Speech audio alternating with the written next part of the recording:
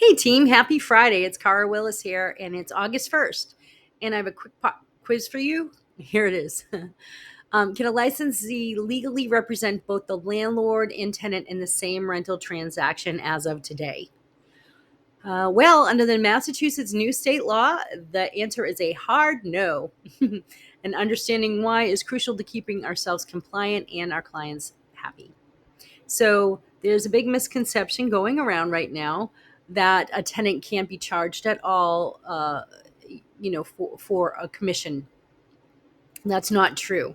Tenants who first engage you and sign a proper tenant representation form and rental fee disclosure still pay you for your expertise and our services.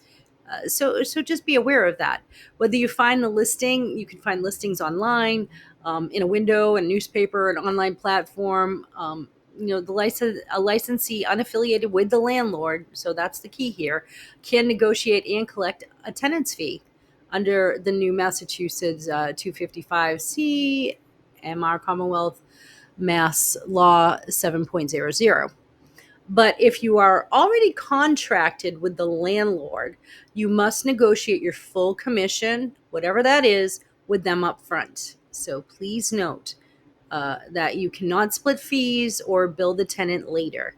All right, that's a big no right now. And it's all changing today. It started today. So, can you have a verbal agreement with the landlord? Yes, but unenforceable. It's not enforceable. It would become a nightmare. So always make sure you get your agreements in writing up front before you start working with either the landlord or the tenant. Okay, and it needs to really be in writing. So watch out for private network listings also. That's another thing that we really need to be concerned about. If the landlord privately engages you to place tenants, sharing that listing could create an unintended landlord contract, barring you from charging the tenant. But if the listings are public, you're free to help the tenants there. So what does that mean? On the side, they might say, hey, listen, go find me a tenant. It could be a verbal thing. But the tenant, you might be not in a contract. However, the tenant could call it a contract and say, wait a minute, you were helping them first. You're representing them, which leads us to no dual representation. It is now prohibited.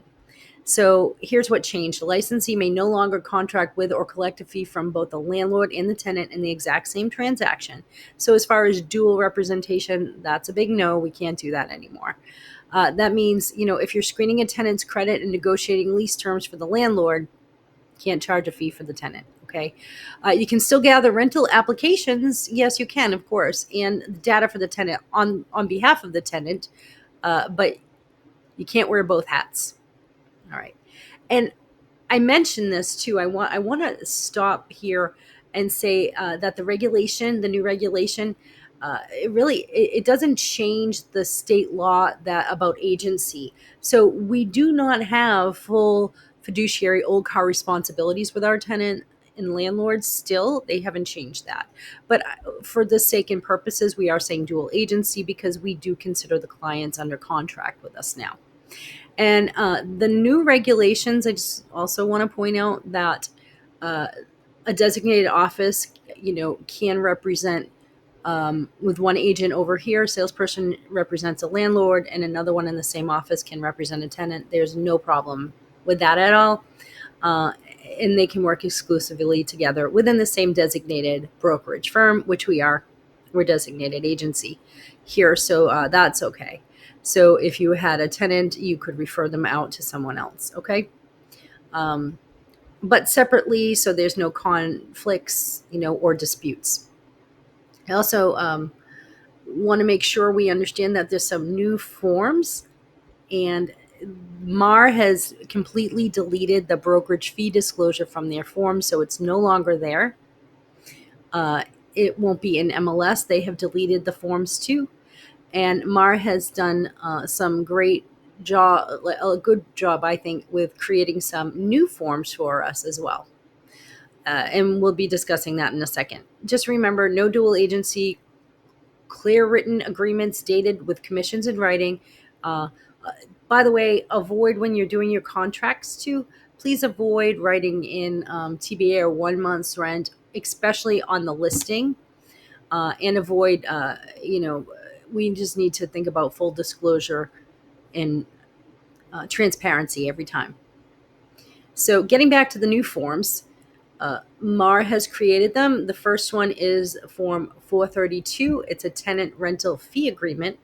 And this is a short agreement, discloses the fee for service and includes the required disclosures from the new regulation, and adds a section for due diligence required on behalf of the prospective tenant. Okay, so there have been a form added for us. It replaces the brokerage fee disclosure. This is the form we'll be using in its place to memorialize our commission. Okay, disclosures which have been removed. It's been completely removed, as I said, from the MAR catalog. The brokerage rental fee disclosure. Thank you. We also have a couple of new forms for non-exclusive right to lease. It's a new form 430. And we also have 431 right to lease fee agreement. So we have two new fee agreement forms, one for an exclusive right to lease, a non-exclusive, non-exclusive right to lease, and the tenant fee form. So those are the shorter forms, and this one is for a non-exclusive right to lease. Both the exclusive right to lease and tenant representation agreement forms have been fully updated. So we just need to check those out in our systems. We can access them through Remind Docs or any, Dotloop if you're under Dotloop, and just as long as they're under the MAR form, you will find them there. Angie Bar has their own forms. See Cape Cod and Islands as well. I want to make it a comment on Form 400. The tenant application form is updated with a few notable changes. Included required disclosure informing applicants with sealed court records of their legal option to indicate no record when asked about past evictions. Okay, so tenants would have to petition the court to seal their eviction records, their prior eviction history. To do this, per the new state regulation, they are allowed to do this, and then when asked, they can put no record, and that is legal now, just to let you know. And the authorization section of the application was updated to indicate that the licensee may direct the prospective tenant to a third-party site for a background check, which is a win for us, I think, because that's always been a little bit iffy. We always say that there is no charge for a tenant application, and there are all these third-party sites that do the background work. We can absolutely require that. The landlord can require all kinds of background checks too. So now it's in writing on our forms that we can do that. Okay. So as far as AI goes, we have deleted the broker fee disclosure. What I want everyone to do is add in, to memorialize their commission, the new fee. As if you're working with a tenant, it should be in, what we get paid in that situation right there. It's going to replace the brokerage fee disclosure form, and the listing agreements will stay put as far as what we get paid in our commission to the landlord from the landlord. Please make sure you're getting that in writing. You have to agree up front on that. But I wanted to invite everyone to our Monday morning mastermind meeting at 10 o'clock this Monday to discuss the forms and go through some scenarios with you. This is all new, so we really need to be up to date and understand how to explain changes to our clients and customers. So please join us if you can. And also, if you are running into issues now, please call me, Stephanie, or Marvin with any questions. There are no questions not worth asking as far as I'm concerned, and we're here to help you master the new law. How about we stay compliant, creative, and educate our clients together? So happy Friday, team. It's August 1st, and everything starts today. Have a great weekend.